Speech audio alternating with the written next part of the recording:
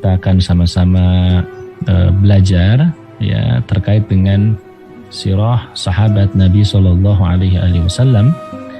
Insyaallah ya kita masih membahas sosok mulia Sayyidina Abu Bakar As-Siddiq radhiyallahu anhu di pertemuan yang ketiga ya. Yakni kita akan bahas tentang bagaimana rekam jejak ya Sayyidina Abu Bakar As-Siddiq semasa jahiliyah ya, dan bagaimana prosesi keislaman beliau gitu. Nah ini penting kiranya untuk lebih mendalami lagi ya, semakin kita menyelami sosok mulia Sayyidina Abu Bakar As-Siddiq radhiyallahu anhu, di bagaimana kedudukan Abu Bakar As-Siddiq ya semasa jahiliyah, rekam jejaknya bagaimana, dan kemudian kita akan lihat bagaimana prosesi keislaman Abu Bakar As-Siddiq itu ya, yang kita tahu secara umum ya tentunya bahwa Sayyidina Abu Bakar adalah orang yang pertama kali masuk Islam ya, dan kemudian ketika ditawarkan oleh Nabi Sallallahu Alaihi Wasallam beliau langsung menerima.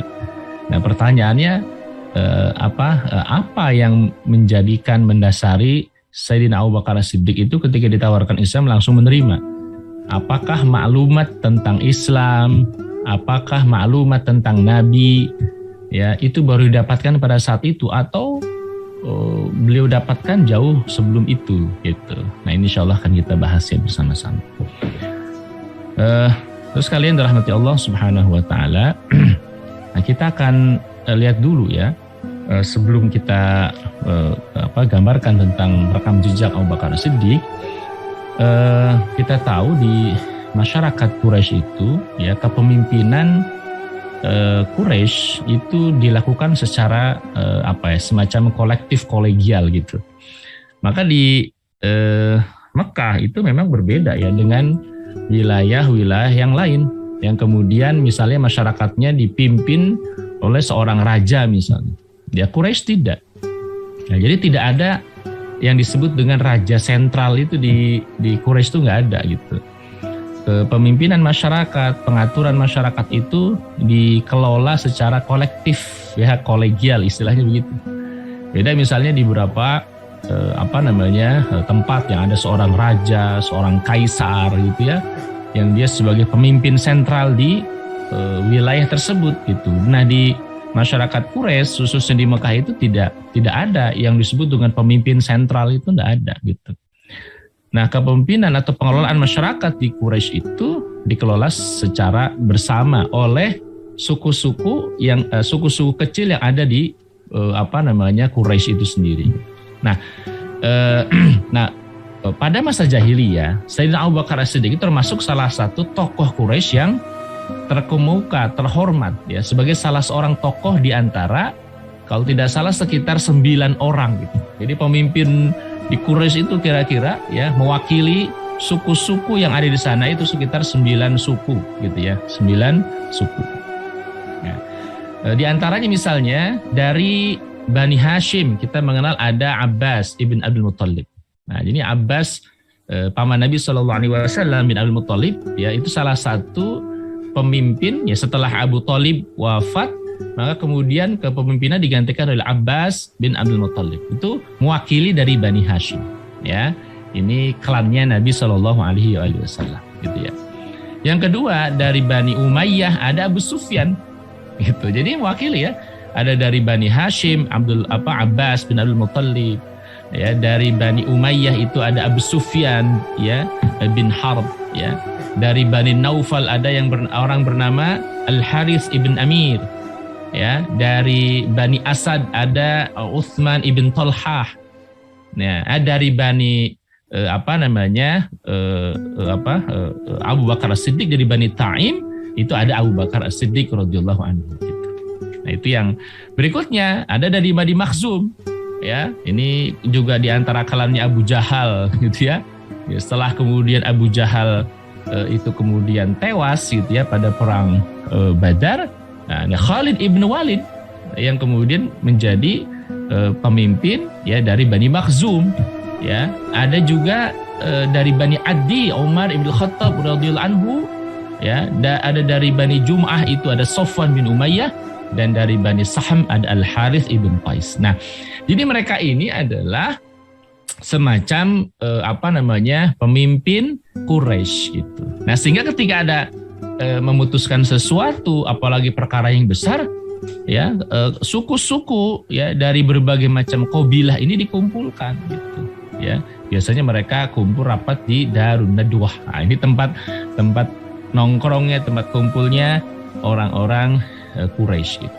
Nah, jadi mudah-mudahan itu bisa difahami, dan masing-masing suku tadi gitu, itu punya tugas gitu. Masing-masing suku itu punya tugas secara turun-temurun gitu sejak puluhan atau bahkan ratusan tahun sebelumnya itu ya. Ada yang bertugas megang kunci Ka'bah, ada yang bertugas ngasih makan jamaah haji, ada yang tugas megang bendera, ada yang tugas mengumumkan perang, macam-macam gitu. Sesuai dengan memang kebiasaannya orang-orang Quraisy gitu. Jadi gitu, kira-kira itu gambaran ya secara antropologis sosiologis ya masyarakat Quraisy. Jadi nggak ada raja sentral gitu ya. Paling yang kemudian dari suku-suku ini siapa yang dianggap paling senior? Nah, kira-kira begitu. Ya. Jadi bukan kemudian pemimpin sentral dia. Ya, kita sebut misalnya Abu Jahal. Abu Jahal itu salah satu ya dari Bani Makhzum saja ya yang menjadi pemimpin di Quraisy gitu. Ya, selain nanti ada pemimpin-pemimpin yang lain. Nah, kira-kira begini. Nah, Sayyidina Abu Bakar As-Siddiq radhiyallahu anhu ini menjadi salah satu ya semacam perwakilan, utusan atau kemudian pemimpin dari Bani Ta'im. Ya, nanti ada Umar dari Bani Adi. Yang nanti kalau kita lihat ya sebagian besar ya dari pemimpin di Quraisy ini yang kemudian nanti masuk Islam. Abbas bin Abdul Muttalib masuk Islam. Abu Sufyan belakangan pada Futuh Mekah masuk Islam.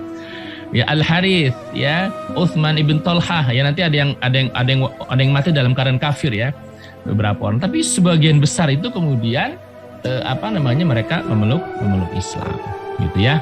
Sebagian besar memeluk Islam. Khalid bin Walid, Umar bin Khattab, Abu Bakar Siddiq jelas, Sofwan bin Umayyah ya ini juga masuk Islam, gitu ya. Jadi sehingga kemudian istilahnya kalau kita lihat ya gembok terakhir Mekah itu ya gembok ya istilahnya tiang pancang Mekah, gemboknya Mekah terakhir itu Abu Sufyan yang kemudian dia masuk Islam pada Fathu Mekah ya. Berikutnya disusul oleh Sofwan bin Umayyah.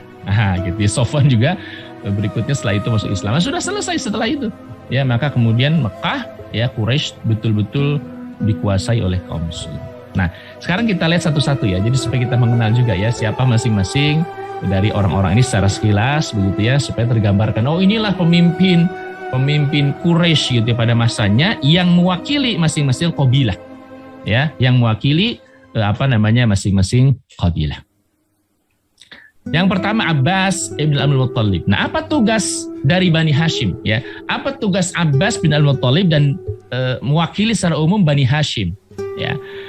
Sejak masa jahiliyah setelah Abu Thalib wafat, ya, maka Abbas yang bertanggung jawab untuk apa? Memasok makanan, minuman bagi jamaah yang datang untuk haji ke Mekah. Nah, jadi ini tugas Bani Hashim nih. Ya. Tugas Bani Hashim dari turun-temurun apa? Menjamu makanan, minuman jamaah haji yang datang ke Mekah. Apakah haji atau umroh ya? Pada saat itu juga ada selain bulan Dzulhijjah juga ada orang-orang datang selain bulan tersebut yang melaksanakan istilahnya ziarah atau ibadah umrah. Nah, ini yang bertugas melayani jamaah, ya, meriayah jamaah, menjamu jamaah Bani Hashim. Ya, setelah dulu Abu Thalib, ya, lalu kemudian Abbas ibn Abdul Muttalib. Itu, ya. Nah, ketika Nabi Muhammad SAW telah diutus sebagai Rasul, ya Abbas ya bin Abdul Muttalib mendukung penuh kegiatan dakwahnya Nabi, meskipun memang awal-awal itu tidak secara langsung menyatakan keislaman ya. Sehingga kemudian para ulama sejarah itu berbeda pendapat tentang kapan sih masuk Islamnya Abbas itu. Ada yang mengatakan awal-awal masuk Islam ya. Ada yang kemudian mengatakan sebelum hijrah, ada yang mengatakan sebelum perang Badar atau setelah perang Badar ketika ditahuan itu ada yang mengatakan sudah masuk Islam. Ya. Terus kemudian Nabi pada perang Badar mengatakan jangan engkau bunuh Abbas, itu kata para ahli sejarah menunjukkan Abbas sudah masuk Islam dan seterusnya. Jadi banyak versi ya tentang kapan masuk Islamnya Abbas. Ya, ala kulli hal sebenarnya tidak menjadi problem. Yang jelas kemudian Abbas adalah menjadi seorang sahabat Nabi SAW yang luar biasa ya, dan yang menyokong ya dakwahnya Nabi SAW. Nah, yang kita bahas di sini adalah tugas dari Bani Hashim yang diwakili oleh Abbas ibn al-Muttalib adalah menanggung ya, jawab ya, memasok makanan dan minuman jamaah haji yang datang ke Mekah. Jadi ada tugas tersendiri, ada qabilah tersendiri. Nanti kita lihat tugasnya Abu Bakar As-Siddiq apa tuh di antara sekian banyak tugas-tugas yang ada di Quraisy. Yang kedua, ada Abu Sufyan ibn Harb mewakili Bani Umayyah. Ya. Nah, apa tugas Abu Sufyan? Abu Sufyan dan Bani Umayyah gitu ya. Abu Sufyan dan Bani Umayyah adalah orang yang memegang panji Quraisy Al-Uqab. Nah, jadi ketika perang itu orang Quraisy memegang panji, memegang panji perang. itu dipegang oleh Abu Sufyan ya, dan kemudian yang mewakili Bani Umayyah ya. Dia adalah orang yang ditunjuk sebagai pemimpin jika kaum Quraisy tidak menemukan satu kata menyangkut siapa yang akan memimpin ya, di antaranya terkait dengan peperangan dan seterusnya. Abu Sufyan. Ya, kita tahu sendiri ya, terkait dengan Abu Sufyan sendiri ya, beliau masuk Islam ya pada tahun 8 Hijriah ketika Fathu Mekah ya. Dan Abu Sufyan ini menjadi tokoh, memang salah satu tokoh yang sangat berpengaruh, yang cukup berpengaruh di Mekah gitu. Maka ketika Abu Sufyan itu masuk Islam ya, ini Abbas yang juga tahu persis siapa Abu Sufyan itu.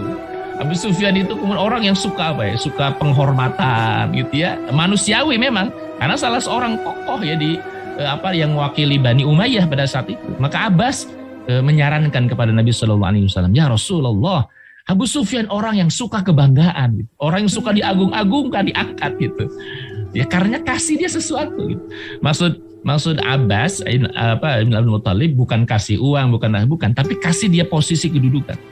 Maka inilah diantara ya sebab kenapa Rasul mengatakan siapa yang masuk rumahnya Abu Sufyan dia aman, siapa yang menutup pintunya dia aman, siapa yang masuk Masjidil Haram dia aman. Nah, itu diantaranya karena usulan dari Sayyidina Abbas bin Abdul Muttalib untuk mengangkat posisinya Abu Sufyan setelah sesaat masuk Islam. Ya, karena dia suka, berarti orang yang masuk rumah saya aman.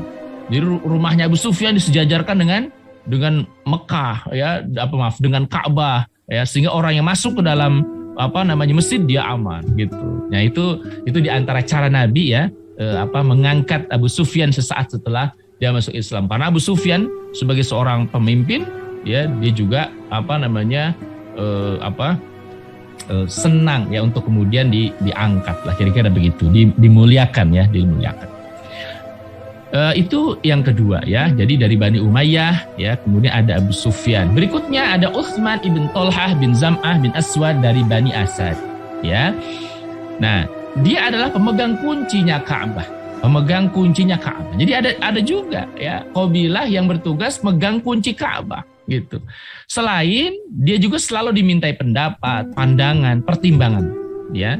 Sehingga tidak ada urusan yang diputuskan melainkan terlebih dahulu ya selalu diajukan kepada orang yang bernama Utsman ibn Tolhah yang mewakili dari Bani Asad gitu ya.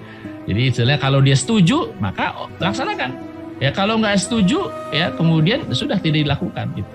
Nah, kira-kira begitu ya. Jadi itu tugasnya Utsman ibn Tolhah ya dari Bani Asad. Nah, terkait dengan keislamannya setelah umrah qadha ya, jadi Utsman ibn Tolhah ini masuk Islam itu berbarengan dengan sahabat mulia Khalid bin Walid ya dan Amr ibn As gitu. Jadi beberapa orang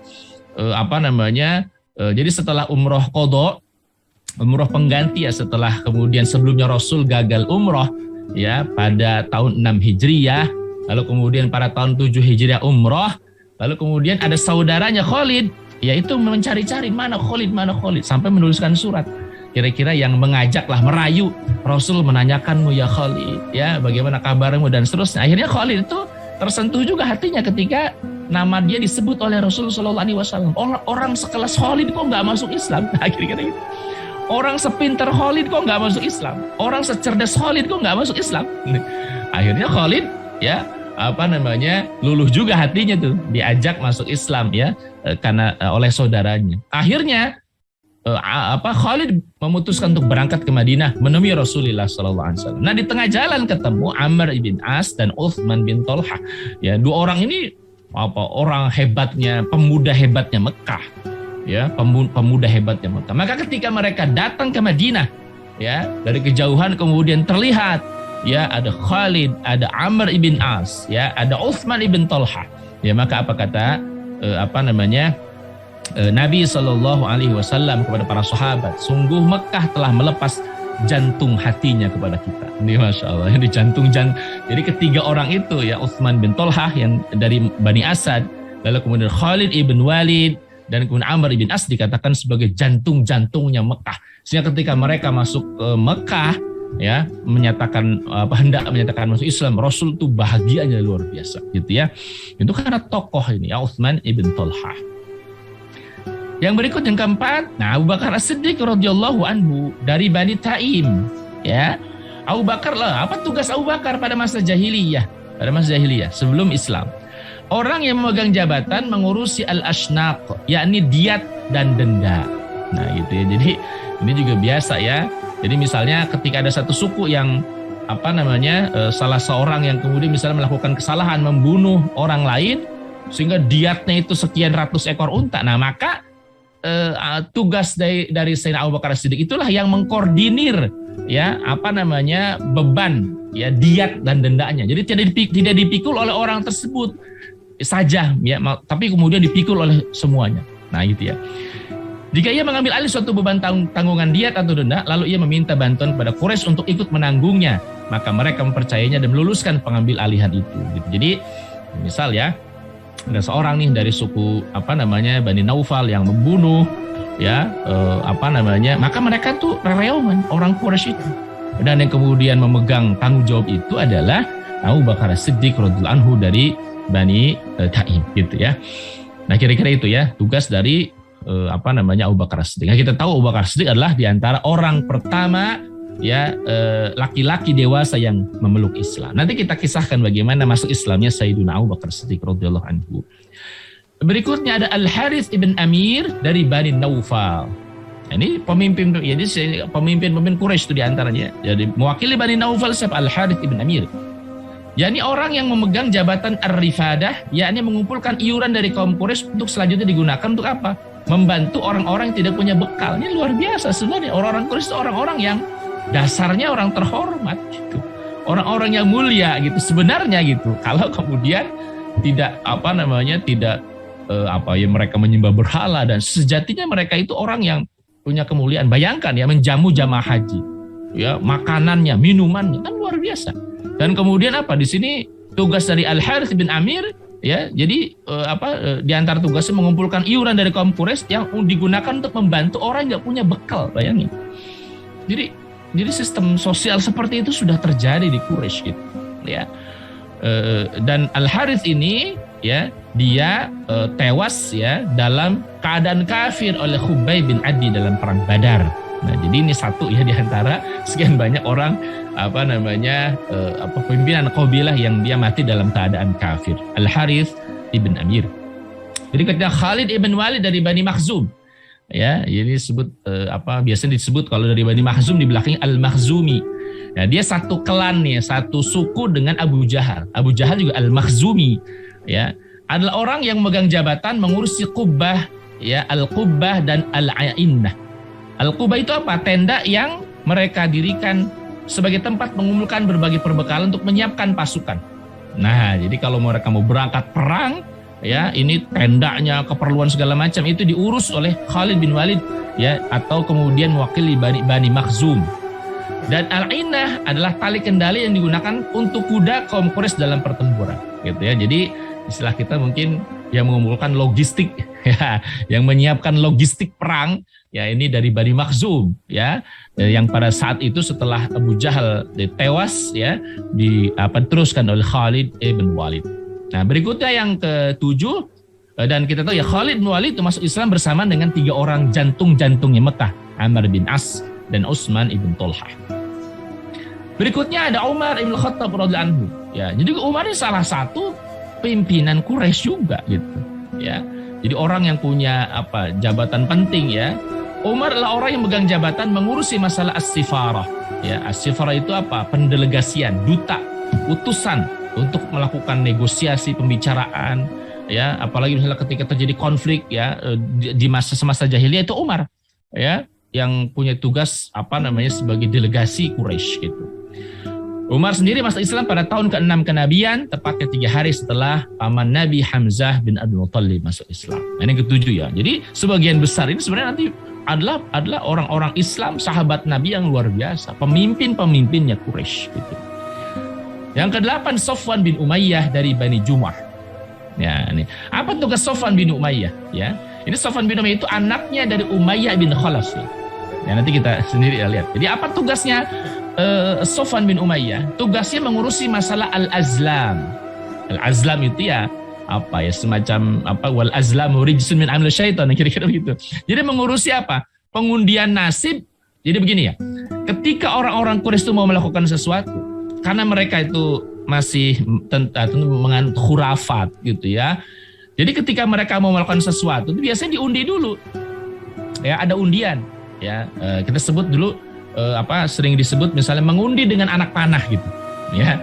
Apa sih mengundi dengan anak panah itu? Jadi ada wadah anak panah dikumpulkan, misalnya ada 10 atau 20 anak panah. Di situ di ujung anak panah itu dituliskan, ya kalau istilah kita yes no gitu.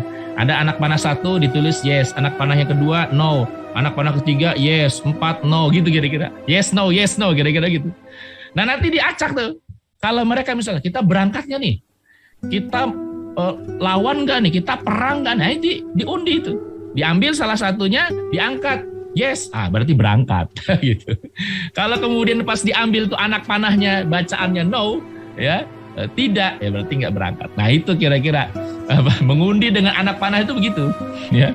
Mengundi dengan anak panah itu ya seperti itu kebiasaan orang-orang Quraisy gitu. Jadi makanya disebut ya mengundi dengan anak panah. Oh ternyata mengundi dengan anak panah itu di ujung-ujung anak panahnya itu ditulis. Ya, iya, tidak, nanti diacak, lalu kemudian diambil salah satu. Ketika dilihat, oh berangkat, yes, berarti berangkat. Kalau no, ya atau la, misalnya, oh tidak, gitu. Kira-kira itu mengundi dengan anak panah itu. Itu tugasnya dari Safwan bin Umayyah. Nah, siapa Safwan? Safwan ini anaknya dari Umayyah bin Khalaf. Ya, kita tahu Umayyah bin Khalaf ini tokoh yang sangat berpengaruh di Mekah. Ya, yang kita tahu dialah yang menjadi majikannya Bilal ibn Rabah yang seringkali menyiksa Bilal ibn Rabah. Ya. Dan ayahnya itu Umayyah ibn Khalaf, ya, itu tewas pada perang Badar. Ya. Pada saat itu tersisa perang Badar beberapa orang di antara Umayyah bin Khalaf. Lalu kemudian muncul Bilal bin Rabah. Wah, ini orang yang selalu dulu menyiksa kami dan seterusnya. Akhirnya kemudian yang membunuhnya adalah orang-orang Ansar, ya, orang-orang Ansar Umayyah bin Khalaf. Nah, ketika ayahnya dibunuh itu, ya Safwan itu betul-betul dendam terhadap Rasulullah SAW. Beberapa kali kemudian kejadian dia ingin membunuh Nabi, menyewa tukang syair untuk menjelek-jelekan Rasulullah SAW. Ya, jadi Safwan itu begitu benci terhadap Nabi. Kenapa? Ayahnya mati, ya, dalam perang Badar. Lalu kemudian kebenciannya begitu memuncak ya terhadap Nabi. Nah, karena itu Safwan bin Umayyah itu salah satu dari orang yang masuk dalam daftar hitam yang darahnya halal ketika terjadi Fathu Mekah. Ya, kata Nabi, kalian tidak boleh mengganggu siapapun ketika masuk Mekah. Nah, kecuali nih ada kalau nggak salah sekitar 9 atau 10 orang yang masuk dalam daftar hitam. Kalau ketemu orang ini, walaupun dia bergantung ya di kain Ka'bah, bunuh dia. Nah, salah satunya Safwan bin Umayyah. Ya, salah satu Safwan bin Umayyah ini orang yang kemudian masuk dalam daftar hitam ketika Fathu Mekah karena kejahatan terhadap Nabi luar biasa. Beberapa kali mencoba membunuh Nabi gagal. Ya, kata Nabi SAW, siapapun di antara kalian yang menemukan orang-orang ini, di antara Safwan bin Umayyah, walaupun dia bergantung di dinding Ka'bah, bunuh. Nah, tetapi kemudian ada salah seorang yang menjamin, yakni Umair bin Wahab al-Jumah, ya Rasulullah, berikanlah amnesti kepada Safwan saya yang menjaminnya, kata Umar bin Wahab al-Jumahi. Maka Rasul pun memaafkan. Nah, begitu luar biasa ya Rasulullah SAW. Nah, akhirnya Sofwan kemudian dimaafkan oleh Nabi Shallallahu Alaihi Wasallam. Nah, kapan masuk Islamnya Sofwan bin Umayyah? Ini luar biasa gitu. Ini cara Nabi mengikat hatinya tokoh-tokoh Mekah sampai tidak ada seorang pun tokoh Mekah yang tidak masuk Islam atau kemudian sebelumnya mati gitu. Ya ini ketika ya terjadi perang Hunain. Nah jadi yang lucunya itu, yang anehnya itu ya. Jadi ketika perang Hunain itu Sofwan dia berangkat bersama Nabi. Jadi kan setelah Futuh Mekah nih. Futuh Mekah kan Rasul beberapa waktu di Mekah. Setelah Futuh Mekah Rasul tidak kembali dulu ke Madinah, melainkan ya menyerang dulu Taif karena dapat berita Taif akan menyerang Mekah gitu. Ya, dapat berita Taif akan menyerang kota Mekah. Maka Nabi lebih dulu menyerang orang-orang di sekitaran Taif, maka terjadilah perang Hunain karena terjadinya di lembah Hunain itu. Nah, Sofwan itu ikut berangkat juga gitu bersama dengan Nabi walaupun dia saat itu belum masuk Islam, masih musyrik. Bahkan Sofwan ya Rasul sallallahu alaihi wasallam pernah sempat meminjam sekitar 100 baju besi dari Sofwan bin Umayyah karena dia punya perlengkapan perang yang cukup lengkap. Ya, Rasul meminjam baju besinya Sofwan bin Umayyah, lalu kemudian Sofwan ini berangkat bersama dengan kaum muslimin ya dalam keadaan musyrik melawan orang-orang dari sekitaran Taif gitu. Ya, karena orang Taif itu katanya akan menyerang Mekah. Maka Rasul Shallallahu Alaihi Wasallam berangkat lebih dulu untuk menyerang orang-orang Taif pada saat itu. Nah, setelah usai perang itu umat Islam mendapatkan harta rampasan perang yang begitu banyak, luar biasa. Ya, bahkan dikatakan unta itu puluhan ribu ekor unta, ya, domba juga puluhan ribu ekor domba. Banyak sekali. Nah, salah seorang yang kemudian mendapatkan harta rampasan perang yang banyak, orang yang dihadiahi oleh Rasul sallallahu alaihi wasallam, ya, harta yang banyak adalah Sofwan bin Umayyah. Dia dikasih oleh Nabi sallallahu alaihi wasallam ratusan ekor unta, bahkan yang memenuhi satu bukit kepada Sofwan bin Umayyah. Wah, nggak percaya Sofwan ini. Saya ini masih dalam keadaan musyrik gitu ya, masih dalam keadaan musyrik ya, artinya belum masuk Islam, tapi dikasih oleh Rasul ratusan ekor unta yang memenuhi satu bukit, luar biasa ya, sampai kemudian dia tidak percaya dan mengatakan tidak ada kepribadian orang sebaik ini kecuali dia seorang nabi. Maka aku bersaksi bahwa tidak ada Tuhan kecuali Allah dan bahwa Muhammad adalah utusan Allah Subhanahu wa taala. Akhirnya Sofwan bin Umayyah masuk Islam gitu ya.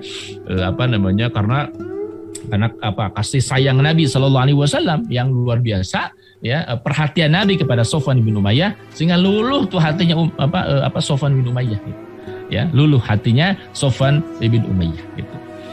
Yang ke-9 Al-Harits bin Qais dari Bani Saham, adalah orang yang menangani masalah hukumah peradilan dan bertugas mengumpulkan harta mereka yang dipersembahkan untuk Tuhan-Tuhan mereka. Gitu. Nah, ala kulli hal rahmati Allah Subhanahu wa taala. Jadi masing-masing, jadi Quraisy itu kepemimpinannya kolektif, kolegial, masing-masing suku mewakili ya, diwakili oleh satu orang yang kemudian masing-masing suku tadi punya tugas-tugas tertentu, mulai dari megang kunci Ka'bah, masalah peradilannya, mengurusi masalah diat, mengurusi masalah menjamu jamaah haji atau umroh, yang kemudian menjadi delegasi dan seterusnya. Nah, dalam masyarakat jahiliyah Abu Bakar Siddiq termasuk salah satu orang yang terkemuka, terhormat, terpandang ya, dan terbaik ya. Mereka biasa meminta bantuan kepadanya menyangkut apa yang menimpa mereka. Ya, di Mekah Abu Bakar memberikan jamuan dalam bentuk yang tidak pernah dilakukan oleh siapapun. Jadi dan Abu Bakar salah seorang yang kemudian menjadi pemimpin mewakili dari Bani Taim yang kepribadiannya sebelum masuk Islam pun udah luar biasa. Nah, kita lihat nanti. Ya, itu kira-kira gambaran tentang bagaimana posisi Abu Bakar Siddiq di tengah orang-orang Quraisy. Ya, maka kita menjadi tahu bahwa Abu Bakar Siddiq salah satu dari tokoh yang mewakili Bani Taim ya, di antara sekian banyak tokoh-tokoh Quraisy yang lainnya. Mewakili ada dari Bani Adi, Umar bin Khattab, dari Bani Makhzum, Khalid bin Walid ya, dan kemudian dari kabilah-kabilah yang lainnya. Nah, Abu Bakar salah satu di antara tokoh Quraisy ya, yang kemudian punya tugas dan tanggung jawab tertentu. Nah, lalu kemudian kita akan lihat bagaimana kapabilitas dan karakter Sayyidina Abu Bakar As-Siddiq radhiyallahu anhu. Ya, bagaimana sih kapabilitasnya? Ya, bagaimana kemudian karakter dari Abu Bakar As-Siddiq radhiyallahu anhu. Nah, yang pertama, ya Abu Bakar As-Siddiq ini adalah orang yang sangat pakar ya, masternya ya ilmu nasab dan sejarah gitu. Jadi kalau menyangkut tentang sejarah Arab, sejarah Quraisy, nasab keturunannya itu, orang itu pasti akan bertanya kepada Abu Bakar Siddiq ya, karena dia sangat tahu tuh seluk-beluk nasab ya. Abu Bakar termasuk salah satu ahli nasab dan pakar tentang berita-berita bangsa Arab ya. Kalau kita berita-berita bangsa Arab ya ini ahli sejarah gitu. Jadi paling tahu, kalau orang tahu nasab dia pasti tahu sejarah gitu ya. Dan orang biasanya kalau orang tahu sejarah itu banyak orang yang datang untuk apa? Untuk meminta apa? Untuk meminta pandangan, untuk meminta pendapat, untuk diceritakan tentang satu hal ya misalnya gitu ya. Dalam hal ini dia memiliki catatan pengalaman dan kapabilitas yang sangat besar ya, hingga menjadikan Abu Bakar itu masternya lah ya, atau gurunya bagi pakar-pakar nasab ya, seperti Aqil bin Abu Thalib. Ini Aqil bin Abu Thalib, ini saudaranya Ali bin Abi Thalib. Ya, ini salah satu yang juga pakar nasab dan gurunya adalah Sayyidina Abu Bakar Siddiq radhiyallahu anhu. Abu Bakar juga punya keistimewaan yang membuat dirinya banyak disukai oleh orang. Ya apa? Ya ini kalau walaupun dia tahu nasab, tapi dia nggak pernah mencela nasab siapapun, nggak pernah. Oh si anu nasabnya buruk, iya kamu gitu. Enggak. Dia hanya menceritakan, mengisahkan tentang nasab.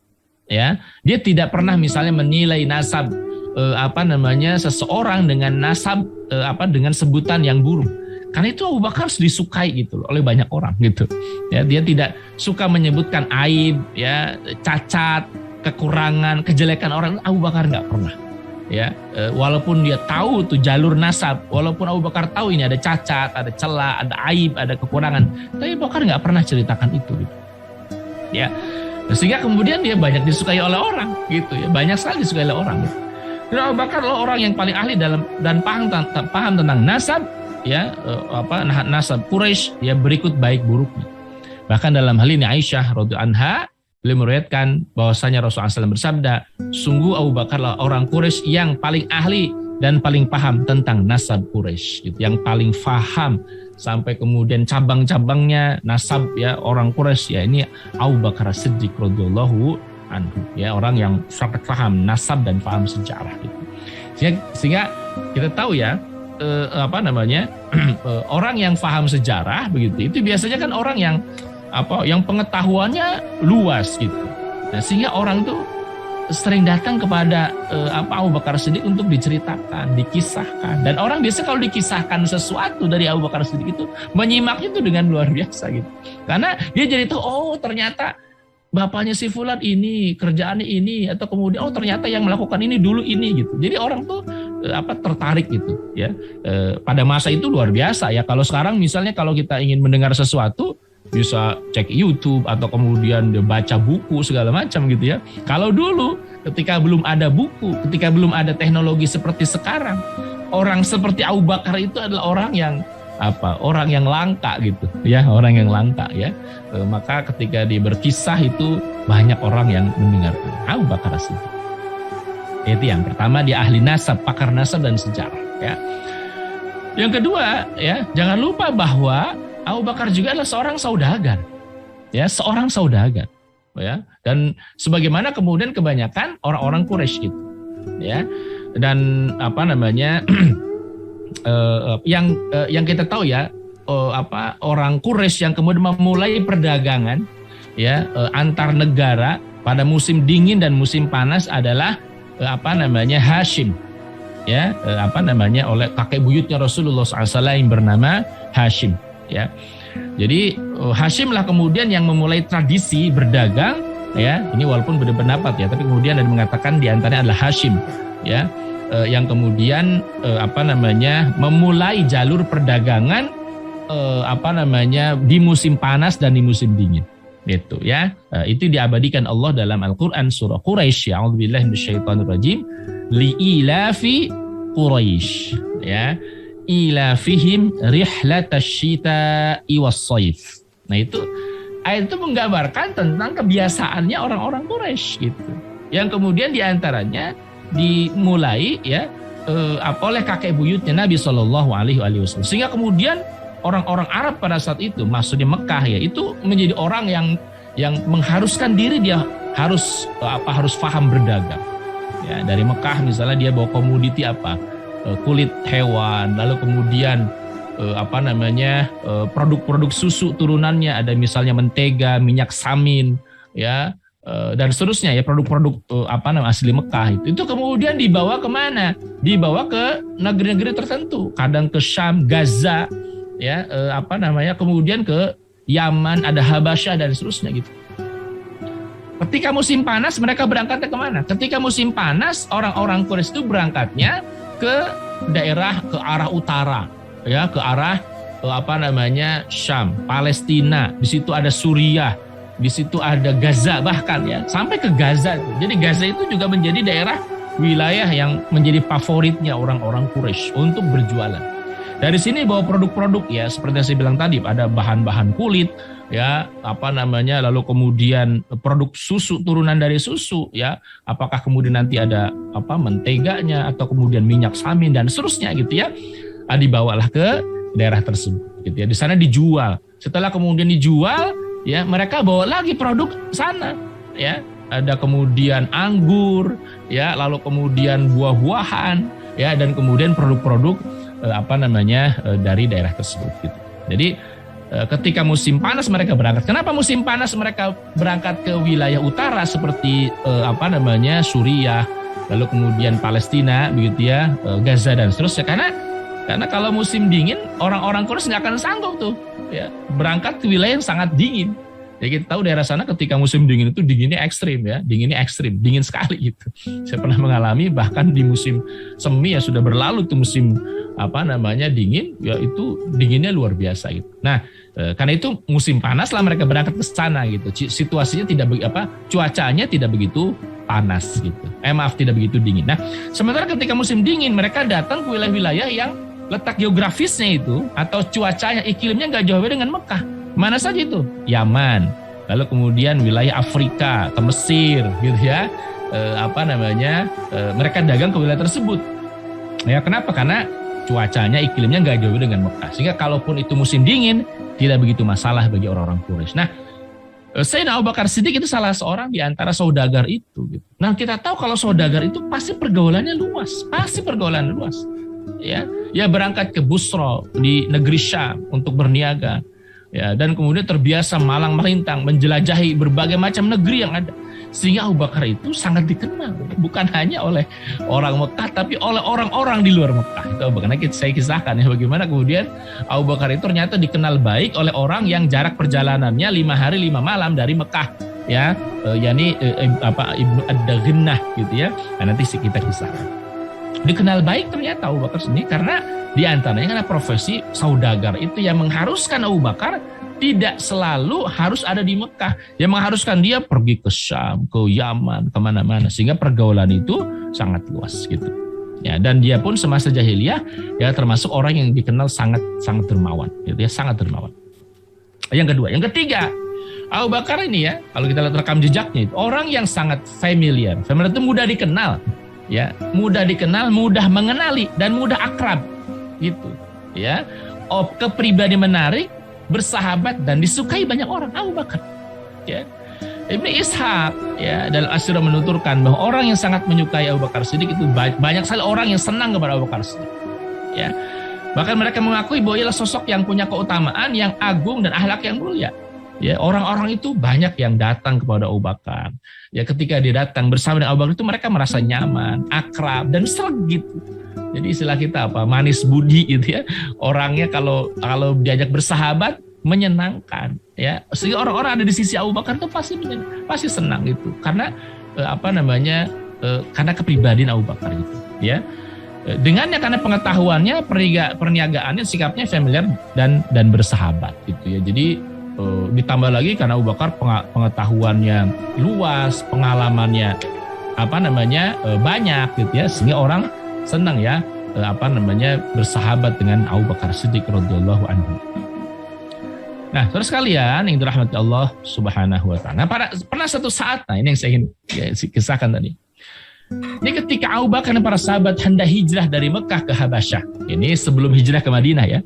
Jadi ketika kemudian umat Islam diintimidasi, disiksa gitu ya. Itu kan sebagian sahabat Nabi hendak sebagian itu hijrah dari Mekah ke Habasyah. Ya, pada saat itu dipimpin oleh Ja'far ibn Abi Thalib. Nah, pada satu saat itu juga diantaranya Abu Bakar hendak berangkat juga. Abu Bakar hendak berangkat ke Habasyah. Salah seorang yang hendak berangkat ke Habasyah. Coba bayangin, Abu Bakar As-Siddiq. Ya, mau hijrah dari Mekah ke Habasyah. Walaupun nanti dikisahkan Abu Bakar tidak jadi berangkat karena satu hal ini. Nah, ketika Abu Bakar berada di satu tempat yang bernama Barkhul Ghimad.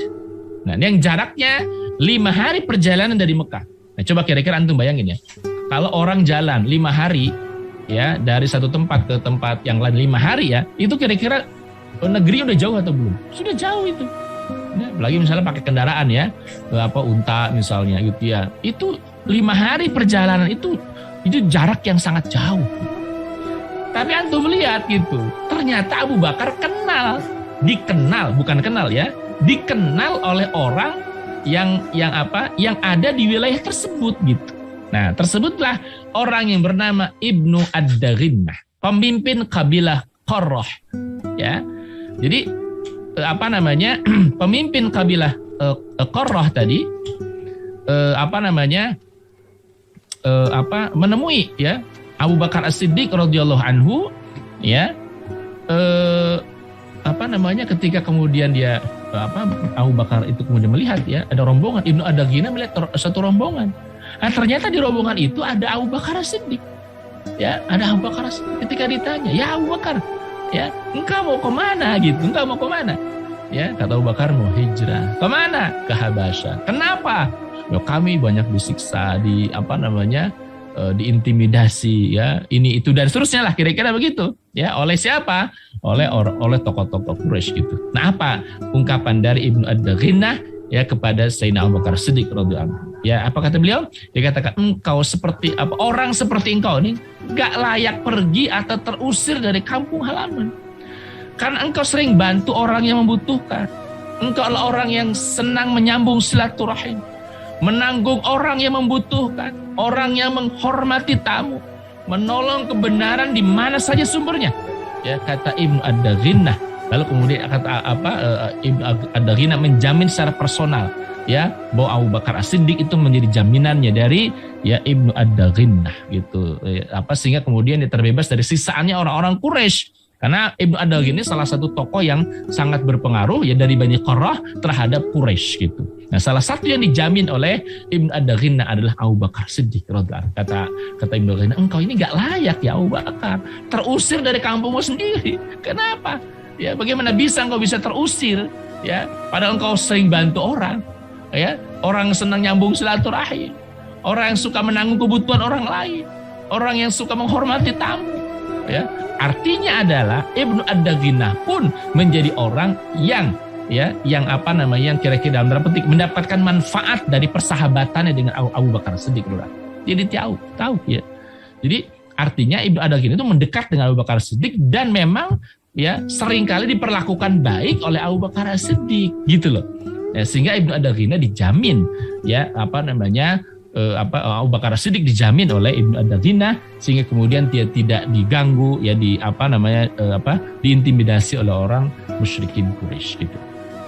Nah, kira-kira gitu. Jadi untuk bisa bayangin orang yang kemudian bahkan bukan tidak tinggal di Mekah, orang yang kemudian jarak tempat tinggalnya 5 hari perjalanan ya itu mengenal baik Abu Bakar Siddiq. Antum bisa bayangin pada zaman dulu ya kalau sekarang saya kenal dengan orang di daerah mana, tidak aneh karena ada teknologi, ya ada handphone segala macam, ada sosial media, mudah sekali. Dulu nggak ada sosial media.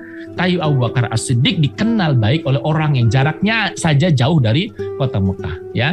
Engkau ini dan mengenalnya baik gitu, mengenalnya sangat baik gitu ya. Engkau ini orang yang orang yang sangat baik gitu ya, banyak bantu orang, nyambung silaturahim, menghormati tamu gitu ya. Nggak layak terusir, saya yang berikan jaminan. Nah gitu kira-kira kata Ibnu Ad-Daghinnah. Terus kalian rahmati Allah, Ibnu Hajar memberikan komentar terhadap perkataan Ibnu Ad-Daghinnah ya sebagai keutamaan dari Abu Bakar As-Siddiq. Ibnu Ad-Daghinnah mendeskripsikan Abu Bakar seperti sifat yang sama yang digunakan Khadijah ketika mendeskripsikan Rasul Shallallahu Alaihi Wasallam ketika Rasul itu baru diangkat dari Nabi. Kita tahu ya, Rasulullah SAW baru dari Gua Hira mendapatkan wahyu dari Allah Subhanahu Wa Taala, turun ya ke bawah, pulang ke rumah dalam keadaan menggigil ya. Itu karena takut, ini apa, saya bersalah apa? Karena Rasulullah SAW pada saat itu masih shock gitu ya, bertemu dengan makhluk yang baru pertama kali diketahui, dikenal. Nah, Sayyidah Khadijah radhiyallahu anha adalah orang yang menenangkan Nabi gitu, yang menenangkan Nabi Sallallahu Alaihi Wasallam. Kata Sayyidah Khadijah apa? Ya, wahai suamiku, nggak mungkin istilah kita tuh, tidak mungkin perkara jelek itu menimpamu gitu loh. Nggak mungkin ini berupa keburukan, melainkan pasti kebaikan. Karena apa? Karena engkau adalah orang yang baik, senang bantu orang, senang sambung silaturahim, ya, orang yang kemudian sering meringankan beban orang lain, membantu orang-orang. Nggak mungkin kalau perkara buruk itu menimpamu. Jadi ungkapan Ibnu Ad-Daghinnah persis ya, hampir sama dengan ungkapannya Sayyidah Khadijah radhiyallahu anha ketika menghibur Nabi Shallallahu Alaihi Wasallam ya pada saat beliau menerima wahyu dari Allah Subhanahu Wa Taala.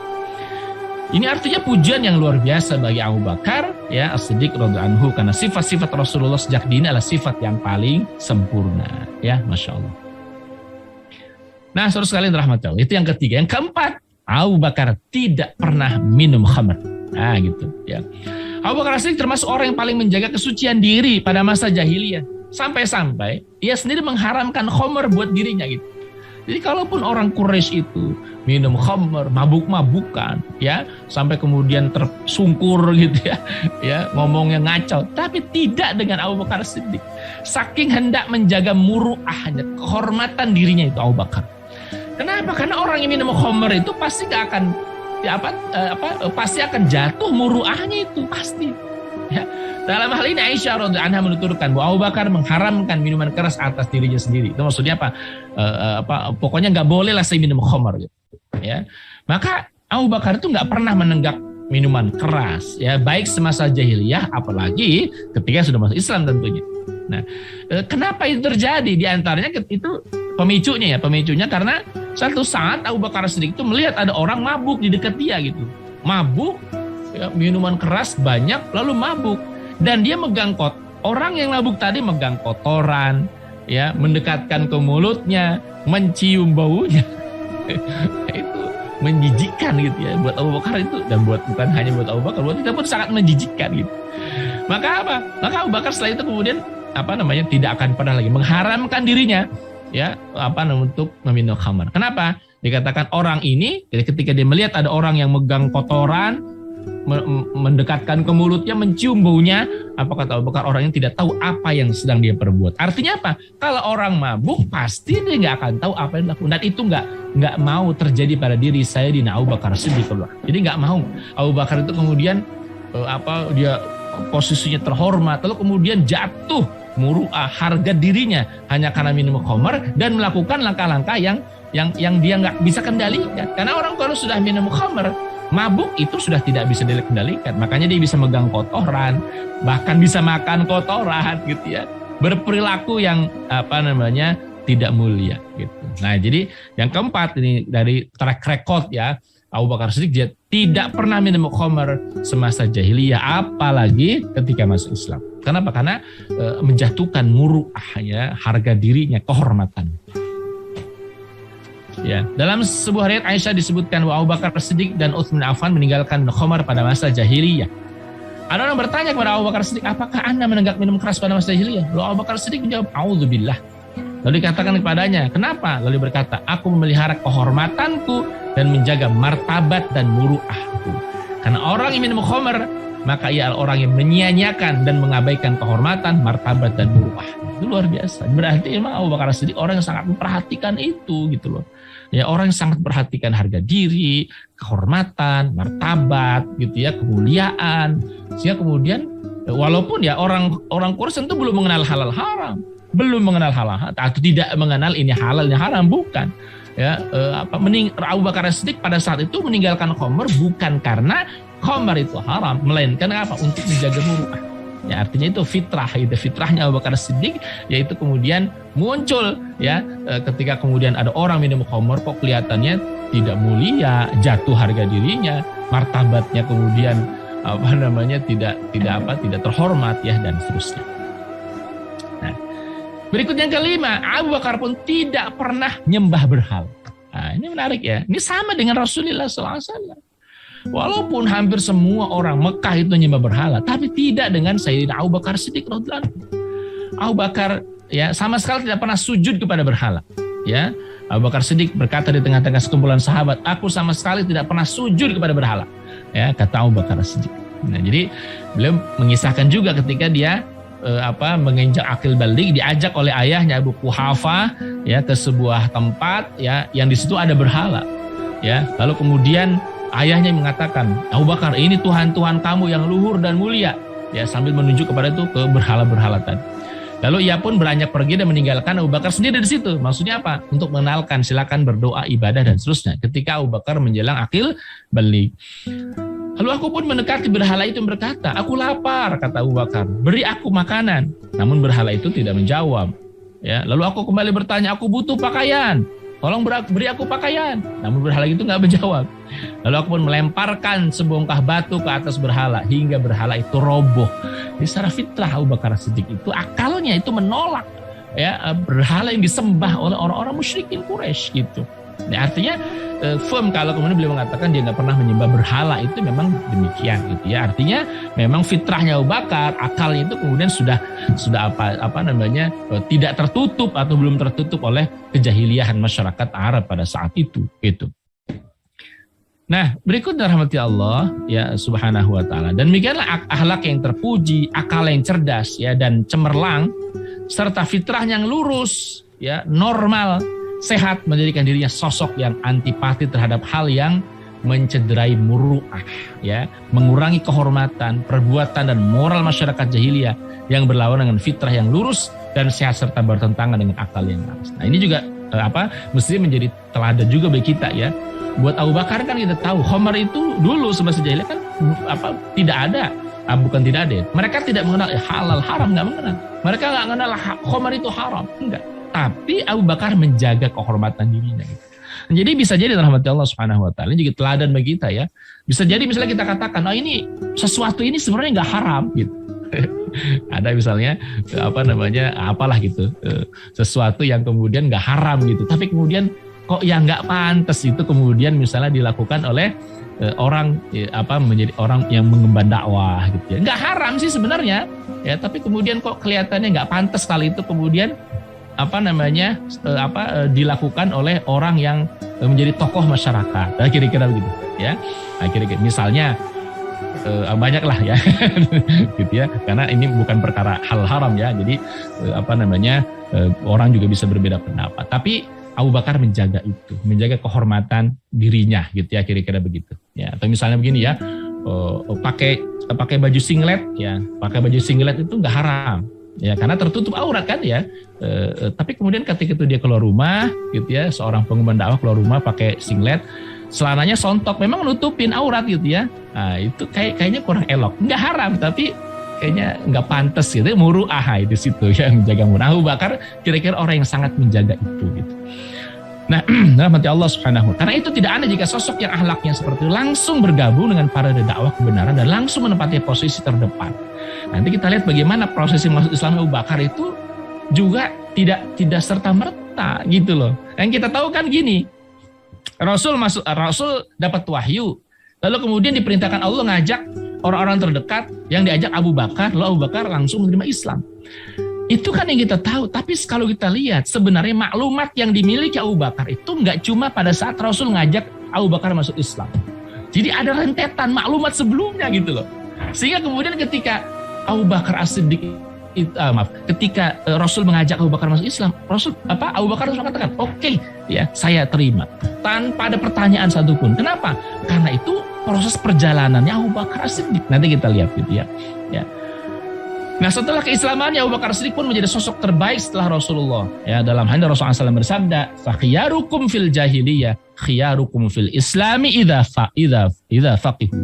Ya, jadi sebaik-baik orang di antara kalian di masa jahiliyah adalah orang yang dalam Islamnya pun ya terbaik gitu ya. Ya, jadi sebaik-baik orang di antara kalian di masa jahiliyah adalah orang yang paling dalam Islamnya, orang yang paling baik juga kalau mereka memahami Islam gitu. Jadi makanya kemudian orang-orang pemimpin, karakter pemimpinnya kuat di masa jahiliyah, maka dalam masa Islam pun dia jadi pemimpin juga gitu. Ya nggak aneh, nggak heran. Kalau orang emang jiwanya pemimpin, menonjol, ya punya punya karakter yang kuat, maka di masa Islam pun dia pasti akan menjadi seperti itu. Sebutlah misalnya Umar bin Khattab, ya orang yang karakternya kuat, kepemimpinannya hebat, punya pengaruh yang hebat di masa jahiliyah. Di masa Islam pun yang nggak jauh beda, kira-kira begitu.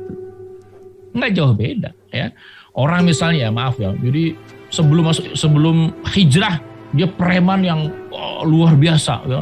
Misalnya tatonya banyak. Kemudian dia punya pengaruh, mimpin geng motor ya, gangster misalnya gitu ya. Nah, orang yang seperti itu bisa jadi tuh kalau dia masuk Islam pun dia pasti akan punya pengaruh seperti itu. Jangan aneh. Gitu. Nah, ini kata Rasulullah SAW, "Khiyarukum fil jahiliyah, khiyarukum fil Islam idza faqihu." Ya. Jadi orang yang terbaik di masa jahiliyah, maka dia pun akan menjadi orang terbaik ya pada masa Islam. Kalau dia memahami Islam, kalau dia faqih terhadap Islam itu. Kalau nggak faqih ya sama aja dengan orang-orang kebanyakan gitu ya. Syaratnya dia faqih. Nah, saudara sekalian dirahmati Allah, betapa mulianya Abu Bakar. Karena ini sosok yang memuat stok melimpah nilai luhur, akhlak terpuji, watak dan karakter yang mulia dalam masyarakat Quraisy sebelum Islam. Ya, dan penduduk Quraisy ya, orang-orang Mekah memberikan kesaksian tentang unggulnya ya, keunggulan Abu Bakar Siddiq ya dalam hal akhlaknya, nilai keteladanan dan seterusnya gitu. Nah, dan tidak ada seorang pun dari Quraisy yang mencela Abu Bakar Siddiq, menilai negatif dirinya. Jadi nggak ada celah mereka tuh buat mencela Abu Bakar, nggak ada celah. Ya, atau punya pandangan miring tentangnya, melecehkan, menghina dirinya. Ya, sebagaimana perbuatan mereka terhadap orang-orang mukmin yang lemah gitu. Ya, karena Abu Bakar terhormat gitu. Di mata mereka Abu Bakar ya tidak memiliki aib dan cacat kecuali keimanan kepada Allah Subhanahu. Jadi cacat Abu Bakar cuma satu. Kalau menurut cara pandang orang Quraisy apa? Iman kepada Allah dan Rasul. Selain itu Abu Bakar nggak punya cacat.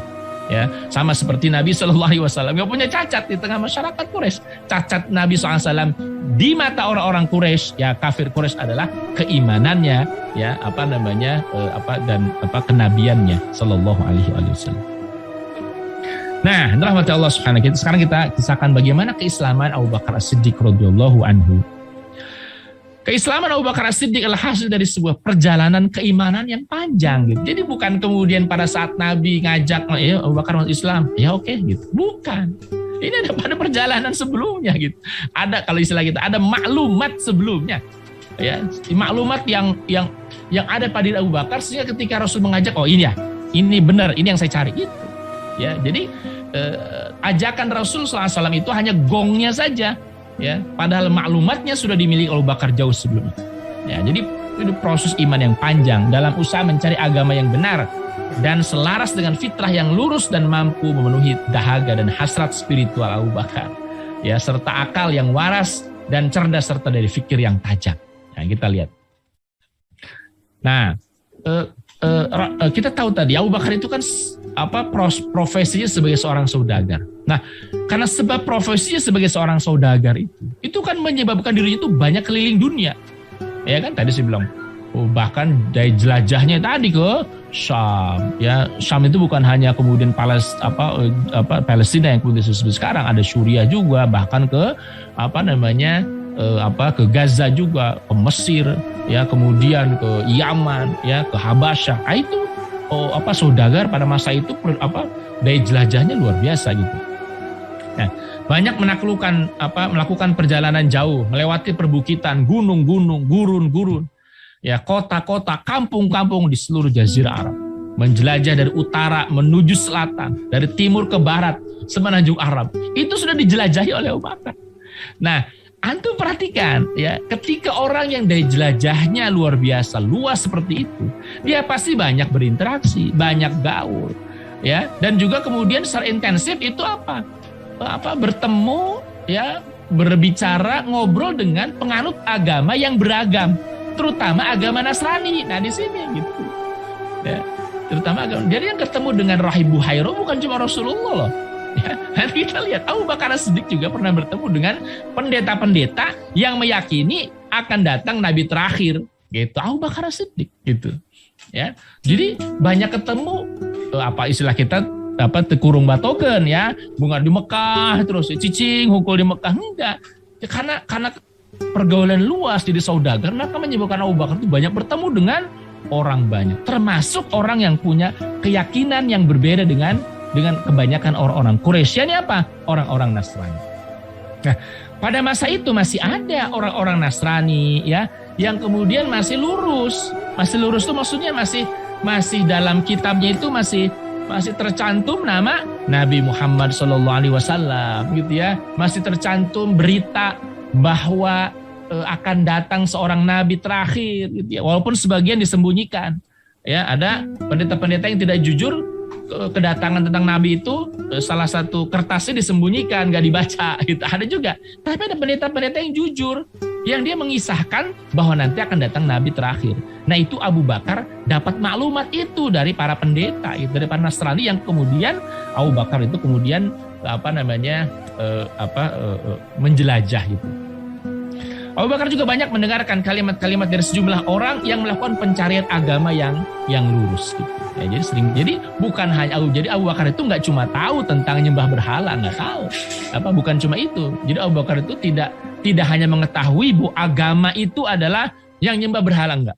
Abu Bakar tahu ada Nasrani, Abu Bakar tahu ada Yahudi, Abu Bakar tahu ada agama, ada kitab-kitab yang Abu Bakar tahu itu.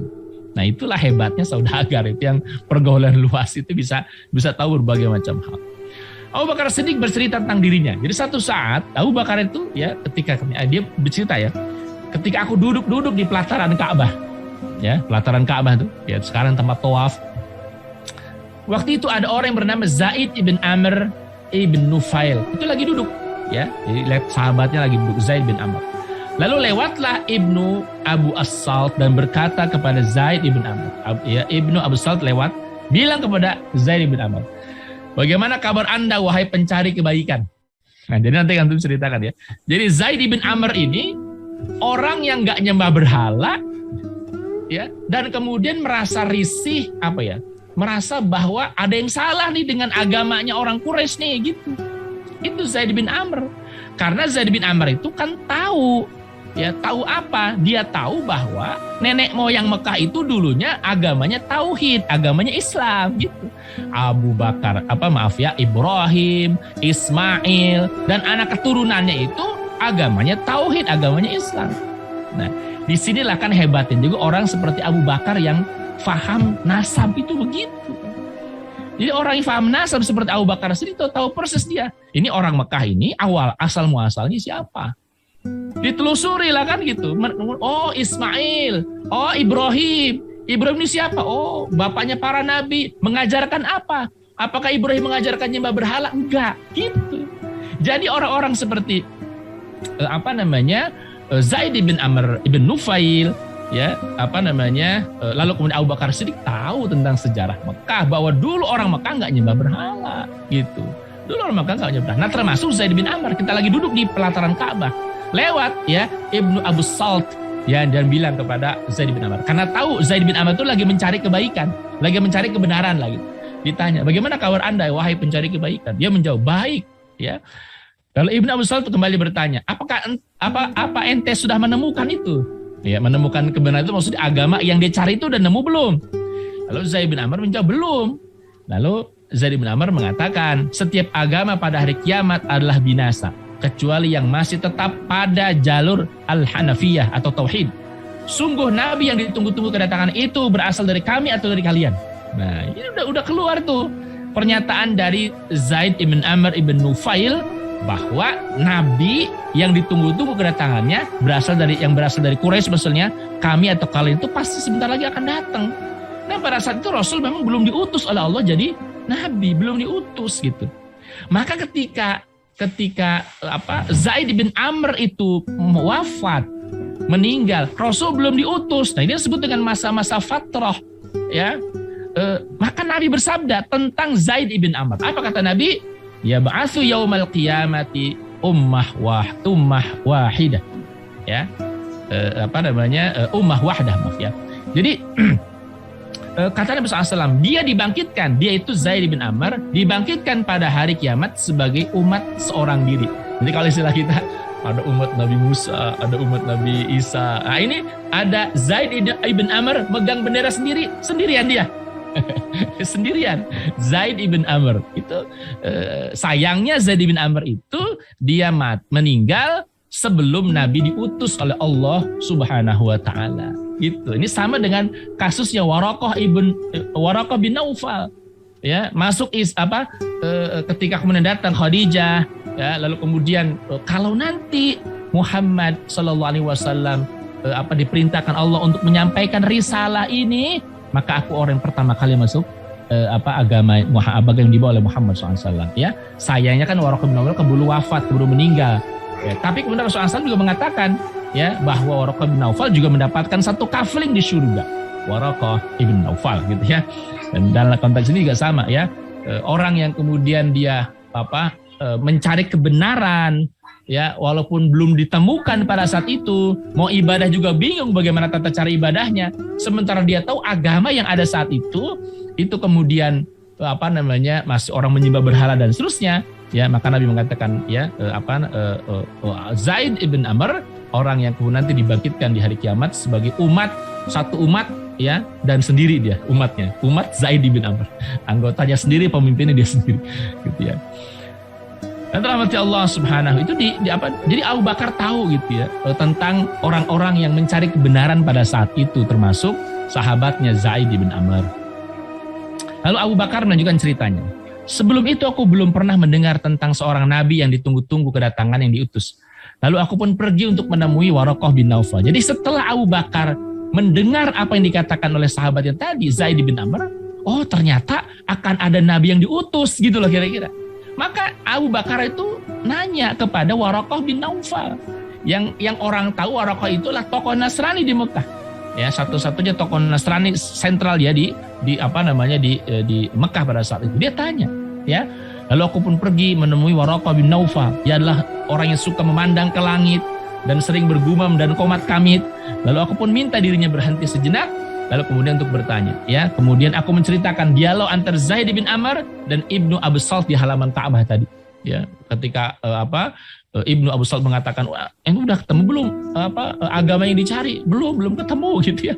Tapi dia katakan, sungguh telah dekat masa kedatangan seorang nabi, ya, baik dari kalangan saya atau kalangan kalian, tetap dari Quraisy gitu. Nah, Abu Bakar As-Siddiq ketika mendengar itu dia kaget. Oh, ternyata bakal ada nabi lagi setelah Nabi Ibrahim, setelah Nabi Ismail, bakal ada nabi lagi gitu.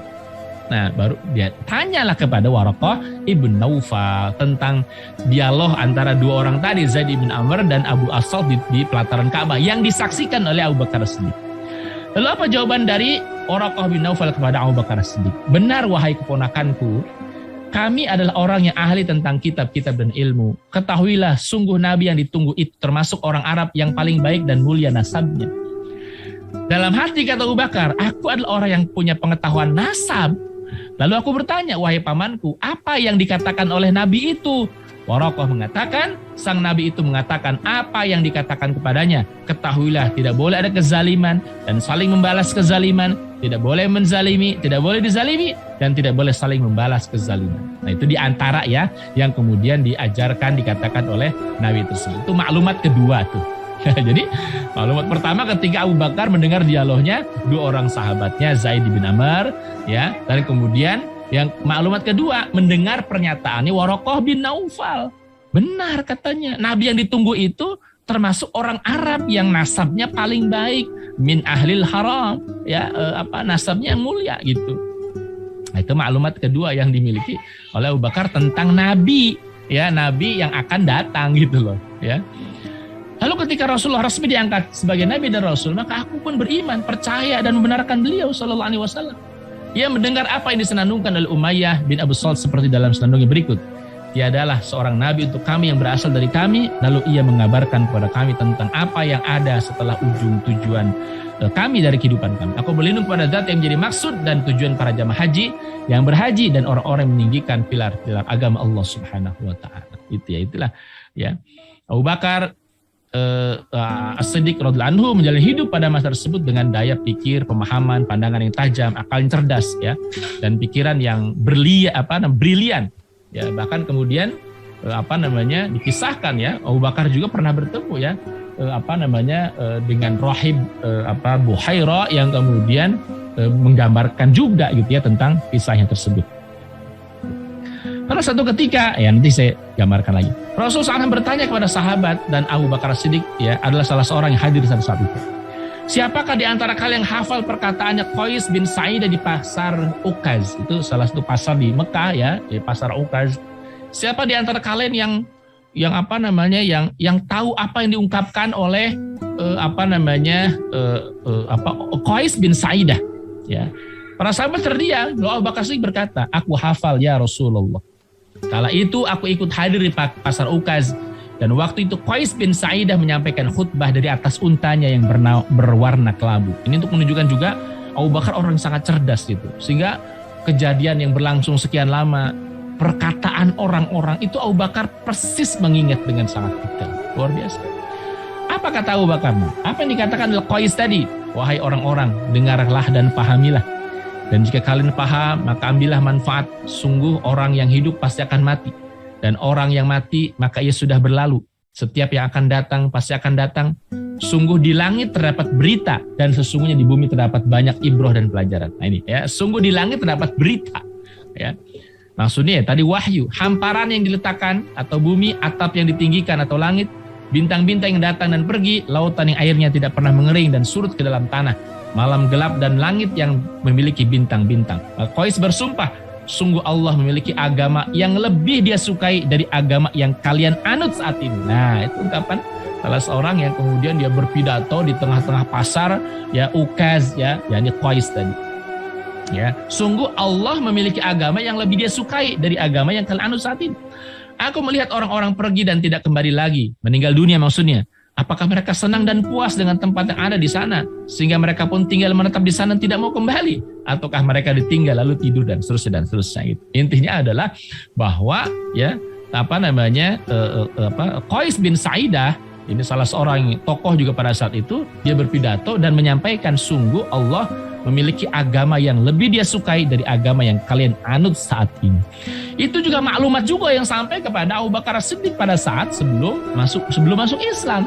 Maka Rasul mengingatkan, ada yang tahu nggak dulu Qais ya kemudian berpidato lengkapnya seperti apa? Lalu Abu Bakar menceritakan kembali pidatonya gitu. Ya, kemudian Qais bersenandung, pada orang-orang terdahulu yang telah pergi terdapat banyak ibroh dan pelajaran bagi kita. Ketika aku melihat tempat-tempat yang menjadi kolam kematian yang tidak lagi punya sumber. Dan aku melihat kaumku baik yang besar maupun yang kecil, yang tua, yang muda pergi menuju kolam-kolam kematian itu. Aku yakin bahwa aku pasti akan menuju ke tempat yang sama di mana kaumku menuju ke sana. Dengan memori yang tajam dan kuat seperti itu, ya, yakni memori yang memuat makna. Abu Bakar As-Siddiq mengisahkan kepada Rasulullah dan para sahabat apa yang dikatakan oleh Qais bin Sa'idah. Itu sampai kemudian kalimat-kalimat detailnya saja Abu Bakar faham gitu. Nah, terus kalian yang dirahmati oleh Allah Subhanahu wa taala. Nah, ini juga yang menarik juga ya. Ini maklumat berikutnya nih. Ketika sedang berada di Syam, ya pedagang, saudagar, Abu Bakar mengalami sebuah mimpi. Di Syam, ya tertidur dan Abu Bakar mimpi. Lalu ia ceritakan mimpinya kepada Rahib Buhaira. Nah, antum tahu ya, Rahib Buhaira ini siapa? Orang yang dulu pernah ya ditemui oleh Rasulullah SAW, ya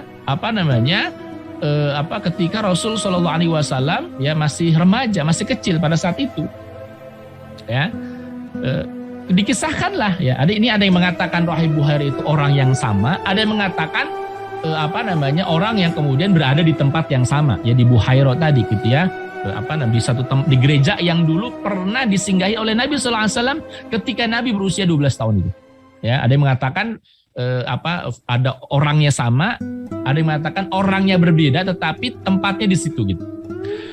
Lalu Buhaira berkata kepadanya, dari mana Anda berasal? Itu ketika Abu Bakar mimpi, diceritakan mimpinya kepada Rahib Buhairah, orang yang kemudian pernah didatangi Rasul Shallallahu Alaihi Wasallam sebelumnya. Dari mana Anda berasal? Abu Bakar menjawab, dari Mekah. Buhairah kembali bertanya, dari suku mana? Abu Bakar menjawab, dari suku Quraisy.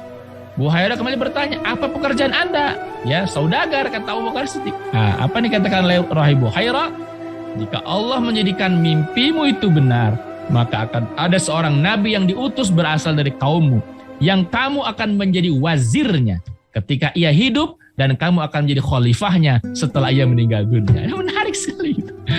Ya. Lalu Abu Bakar Siddiq pun menyimpan dan merahasiakan hal itu dan tidak memberitahukan kepada siapapun. Itu perkataan dari Rahib Buhairah ketika ketika Abu Bakar mimpi, ya, wallahu alam ya, mimpi apa yang Abu Bakar Siddiq, yang jelas diceritakanlah mimpinya kepada Rahib Buhairah, yaitu orang dia tahu itu beragama Nasrani, ya, gerejanya sering dilewati oleh Abu Bakar Siddiq dan oleh kafilah dagang manapun. Itu pasti akan melewati kuilnya atau gerejanya Buhairah tadi. Pasti akan lewat situ. Dan ketika kemudian di perjalanan Abu Bakar mimpi, nanyalah dia, apa maksud mimpi saya? Gitu loh. Lalu Rahib Buhairah bertanya, dari mana Anda berasal? Dari Mekah. Ya, suku mana? Quraisy. Gitu ya. Kemudian Rahib Buhairah mengatakan, pekerjaan Anda apa? Saudagar. Nah, jadi menarik perkataan Rahib Buhairah. Apa katanya? Jika Allah menjadikan mimpimu itu benar, maka akan ada seorang nabi yang diutus berasal dari kaummu, yang kamu akan menjadi wazirnya, pembantunya ketika ia masih hidup, dan kamu akan menjadi pengganti atau khalifahnya setelah ia meninggal dunia. Abu Bakar tahu itu. Maka kemudian dia menyimpan itu, nggak ceritakan kepada siapapun. Nah, maka menjadi sangat wajar kalau kita lihat ya, sangat wajar ketika Rasul ya mengajak Abu Bakar, ya Abu Bakar, ya ana Rasulullah, aku Rasulullah, diutus oleh Allah dan seterusnya, mengajarkan ini, menyampaikan. Maka Abu Bakar coba lihat, Abu Bakar apakah bertanya sepatah kata pun tidak? Abu Bakar tidak bertanya sepatah kata pun, sebagaimana orang lain yang diajak oleh Nabi SAW. Abu Bakar mengatakan, saya beriman. Luar biasa. Sementara yang lain kan jangankan bertanya, bahkan yang menolak, bahkan memusuhi Nabi, kan begitu. Umar memusuhi Nabi, Khalid bin Walid memusuhi Nabi, Utsman bin Thalhah memusuhi Nabi sebelumnya, kan begitu. Ya, sebagian orang tuh yang masuk Islam itu sebelumnya musuhi Nabi dulu. Ya, sekian banyak orang itu. Tapi tidak dengan Abu Bakar. Bahkan dikisahkan Abu Bakar nggak bertanya satu patah kata pun. Ketika Rasul datang ngajak dia masuk Islam, oke. Seolah Abu Bakar sudah dapat penjelasan sebelumnya gitu loh. Dan memang betul kan, dari hasil perjalanan pengembaraan Abu Bakar, ketika dia melihat ada temannya yang berdialog di pelataran Ka'bah, ada Nabi, kemudian berangkat ke Waraqah bin Naufal. Oh betul. Ketika kemudian dapat ketika ke Syam bertemu dengan Rahib Buhairah, akan datang Nabi, dan seterusnya. Terlebih Abu Bakar itu kan paham tentang nasab, tentang sejarah. Jadi tahu persis itu.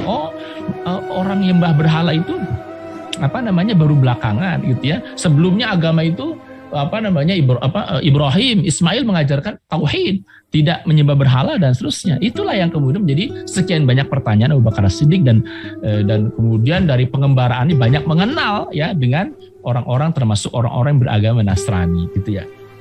Lalu Abu Bakar menyimpan rahasia tersebut ya. Keislaman Abu Bakar terjadi setelah pencarian, pengamatan, penyelidikan, penantian sekian panjang. Nah, jadi bukan pada saat itu aja. Pengetahuan dan wawasan Abu Bakar Siddiq yang mendalam serta hubungan dengan sangat kuat dengan Nabi adalah faktor signifikan yang memotivasi dirinya untuk langsung memenuhi dan menerima dakwah Islam. Ya, tanpa penolakan, bahkan tanpa bertanya. Nah, rahmati Allah Subhanahu wa taala, ya. Pada saat wahyu turun kepada Nabi SAW, dan beliau mulai berdakwah kepada individu-individu, maka pilihan pertama beliau jatuh pada Abu Bakar Siddiq. Karena ialah sahabat karib beliau yang selama ini telah beliau kenal dengan baik. Sosok yang ramah, halus, santun, penuh kesopanan, punya watak yang baik dan mulia. Ya, jadi ini sama-sama orang mulia gitu. Demikian pula Abu Bakar telah mengenal Rasul dengan baik pula. Sosok yang jujur, amanah, berakhlak mulia, dan menjadikan beliau tidak pernah melakukan kebohongan terhadap manusia, apalagi terhadap Allah Subhanahu wa taala. Jadi ini satu sahabat lama, sahabat yang tahu masing-masing karakter, jujur, amanah, sopan santun, sama-sama mengenal. Nah, ketika Nabi memilih Abu Bakar, ya, maka langsung tuh klop gitu. Nah, ini juga kemudian menjadi pelajaran ya orang-orang yang kenapa Rasulullah SAW ini alamiah saja, kenapa mengajak Abu Bakar lebih dulu daripada yang lain? Karena yang paling dekat dia, kemudian paling punya Rasul menilai orang yang hatinya paling lurus pada satu hanif adalah Abu Bakar.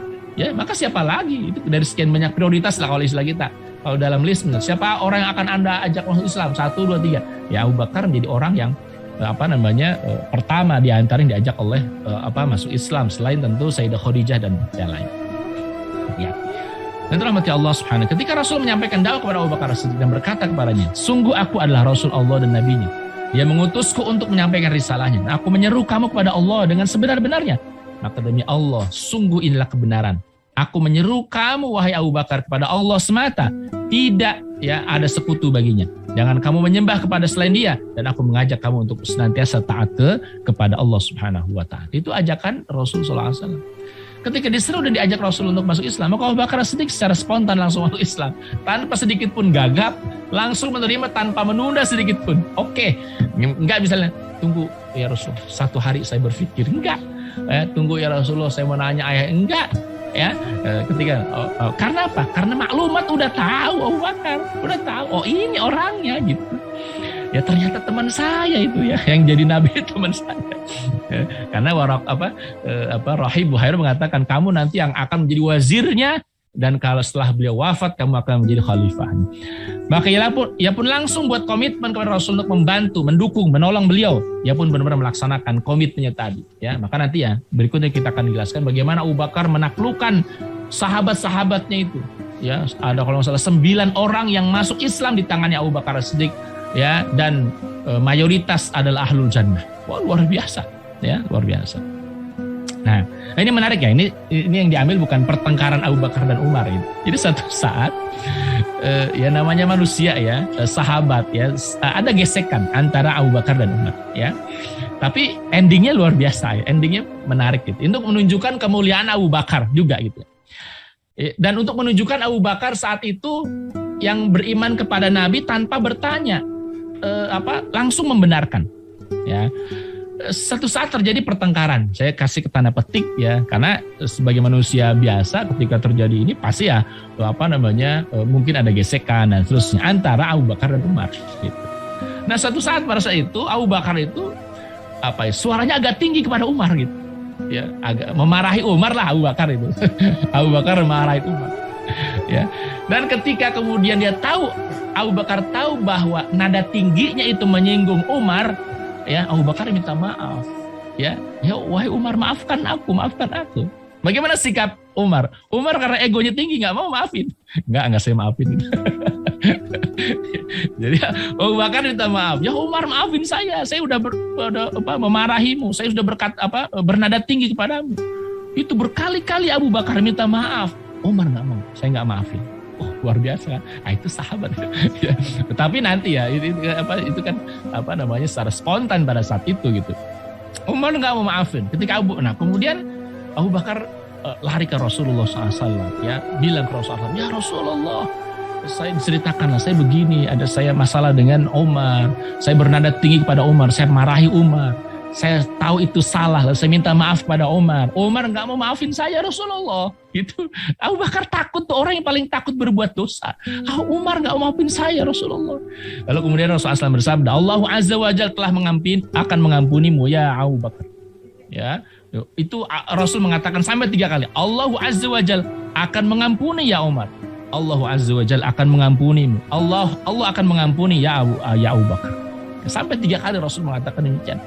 Kemudian nyusul Umar gitu ya, tergopoh-gopoh juga, tahu bahwa Abu Bakar minta maaf, Umar itu kemudian tidak memaafkan, dia merasa salah juga gitu. Saya ego nih gitu kira-kira. Itu sahabat tuh cepat gitu ya. Jadi walaupun tahu saat itu emosi, kemudian dia tahu salah, langsung tuh sahabat tuh orang yang sangat gentle gitu loh. Nggak nunggu berhari-hari, nggak nunggu enggak. Kan dia tahu gitu ya. Sahabat orang sering bergaul dengan Rasulullah SAW. Itu Umar tahu bahwa sikapnya terhadap Abu Bakar itu kalau istilah kita songong gitu ya. Waduh, siapa saya Umar sampai nggak mau maafin Abu Bakar, kira-kira begitu. Maka Umar pun merasa tahu dia salah, langsung lari juga ke Rasulullah SAW, nyusul Abu Bakar, ya. Dan kemudian Kemudian ketika Umar menemui Rasul SAW menyatakan penyesalannya karena nggak mau minta maaf, tidak mau maafkan Abu Bakar Siddiq radhiyallahu anhu. Itu Rasulullah mukanya beda. Rasul merasa menunjukkan raut muka yang nggak suka sama Umar. Luar biasa. Ini betapa Rasul cinta sama Abu Bakar Siddiq, luar biasa. Melihat kedatangan Umar nih, sombong sekali dia nggak mau maafin Abu Bakar. Kira-kira begitulah kata Rasul SAW. Ngelihat Umar itu, Rasul SAW itu terlihat wajah yang marah gitu. Marah karena apa? Marah karena Umar bin Khattab nggak mau maafin Abu Bakar.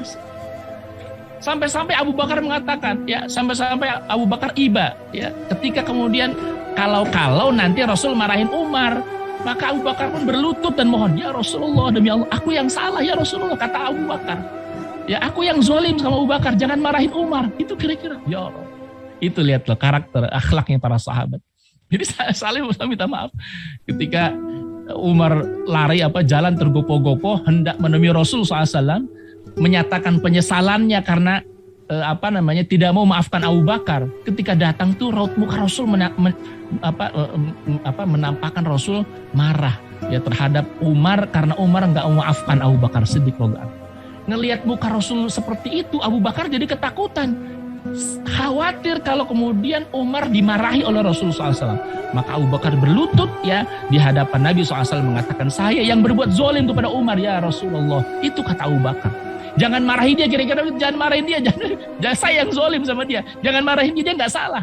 Saya yang berkata keras kepada dia. Saya yang marahin dia. Dia cuma nggak mau maafin saya aja. Gitu kira-kira begitu. Masya Allah ya. Itu antum lihat akhlaknya para sahabat. Apa kata Nabi Shallallahu Alaihi Wasallam kepada Abu Bakar, Umar dan orang-orang sahabat yang ada saat itu. Sungguh Allah mengutus diriku kepada kalian, lalu kalian berkata kepadaku, Anda bohong. Ini Rasul menyinggung sahabat yang lain. Jadi ketika saya diutus oleh Allah kepada kalian dan aku katakan kepada aku Rasulullah, kalian mengatakan Anda bohong. Maksud Rasul bohong. Termasuk Umar kan waktu itu. Benar kan? Dan Umar waktu Rasul mengajak masuk Islam, mendakwah Islam kan Umar belum serta-merta masuk Islam. Umar itu baru masuk Islam tahun 6 Hijriah. Tahun 6 kenabian. Ketika saya diutus oleh Allah menjadi Nabi dan Rasul, aku mengajak kepada kalian masuk Islam. Kalianlah yang mengatakan saya bohong, kata Nabi Sallallahu Alaihi Wasallam. Sementara Abu Bakar mengatakan Anda benar, gitu. Dan ia mendukung diriku sepenuhnya dengan jiwa dan hartanya. Mungkin kalau kita bahasa kita gini, dulu waktu saya mengatakan ana Rasulullah, saya Nabi dan Rasul, ente kemana? Ente yang bilang saya bohong, kata Nabi. Sementara Abu Bakar seorang diri diantaranya mengatakan Anda benar ya Muhammad. Bahkan dia menyerahkan, mendukung diriku sepenuh jiwa dan hartanya. Maka tiadakah kalian membiarkan sahabatku ini dan tidak lagi menyakitinya? Maksudnya apa? Jangan sakiti Abu Bakar, katanya. Jangan sakiti hatinya Abu Bakar. Itu kira-kira begitulah pernyataan Rasulullah SAW. Jangan buat dia kecewa, jangan buat dia marah, jangan buat Abu Bakar itu tersinggung, kira-kira begitu. Karena ketika dulu saya menyatakan mendeklarasikan Islam, aku mengajak kalian kepada agama Allah, kalian yang mendustakanku, gitu loh. Kalian nggak buru-buru beriman kepadaku. Sebagian sahabat kan begitu. Sebelumnya nggak mau dulu, termasuk Sayyidina Umar bin Khattab kan baru belakangan 6 tahun setelah kenabian baru masuk Islam. Kalian kemana gitu? Sementara Abu Bakar udah lebih dulu mengimaniku. Maka apa kata Nabi, kira-kira pesannya? Jangan lagi sakiti hati. Jangan lagi sakiti hatinya Abu Bakar Siddiq. Maka beliau mengucapkan tersebut sebanyak 2 kali. Jangan sakiti hatinya Abu Bakar Siddiq gitu. Dan untuk menunjukkan bahwa Abu Bakar orang yang pertama kali mengimani Allah dan Rasul Sallallahu Alaihi Wasallam. Dan begitu Abu Bakar As-Siddiq, laki-laki yang pertama kali masuk Islam di kalangan orang merdeka. Ibrahim An-Nakhai, Hasan bin Thabit, Abdullah bin Abbas, Asmin dan Abu Bakar mengatakan orang yang pertama kali masuk Islam adalah Abu Bakar Siddiq. Yusuf bin Yaqub Al-Majishun berkata, aku hidup pada masa kehidupan ayahku dan guru-guru kami, yakni Muhammad bin Al-Munkadir, Rabi'ah bin Abdurrahman, Saleh ibn Kaisan, Sa'ad bin Abdurrahman, Uthman bin Muhammad Al-Akhnas. Mereka semua tidak meragukan bahwa orang yang pertama kali masuk Islam adalah Abu Bakar As-Siddiq radhiyallahu anhu. Ceritakan dari Abdullah bin Abbas, dia berkata orang yang pertama kali sholat adalah Abu Bakar Siddiq. Kemudian Abdullah bin Abbas mengutip sejumlah bait syair dari Hasan bin Thabit. Jika Anda mengingat kenangan mengharukan dari saudara orang yang memiliki kredibilitas dan reliabilitas, maka ingatlah saudaramu Abu Bakar Siddiq tentang apa yang telah ia kerjakan. Ialah sebaik-baik manusia setelah Nabi, orang yang paling bertakwa, orang yang paling adil, orang yang paling amanah dalam menunaikan apa yang dia tanggung. Ialah orang kedua yang terpuji rekam jejaknya dan orang yang pertama kali membenarkan dan mengimani Rasul. Ia adalah satu di antara dua orang berada di gua yang tinggi, sedang musuh mengelilingi gua itu ketika naik ke atas bukit, maksud di Jabal Thur. Ya, nah, itu. Jadi rahmati Allah Subhanahu Wa Taala. Itu kira-kira ya terkait dengan bagaimana rekam jejak Sayyiduna Abu Bakar Siddiq radhiyallahu anhu, ya, dan kemudian keislaman beliau. Nah, itu saja Ustaz Ihsan yang saya sampaikan pada kesempatan pada hari ini ya. Mudah-mudahan ada manfaatnya untuk kita semuanya. Ya, barakallahu li wa lakum wal afu minkum. Wassalamualaikum warahmatullahi wabarakatuh.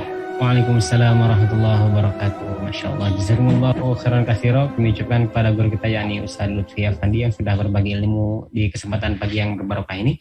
Baik, sebelum masuk pada sesi tanya jawab, ada jeda iklan terlebih dahulu dari tim ngaji semua. Silakan.